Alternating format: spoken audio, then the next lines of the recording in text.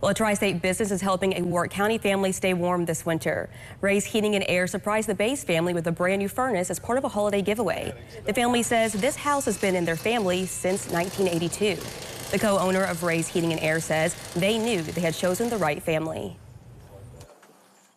We probably had 15 or 20 people call us and go, hey, you guys picked the right people, and they're really good people. And I came up to meet them to measure the job and all that stuff, and it was just, you know, very, very humble, very, very grateful.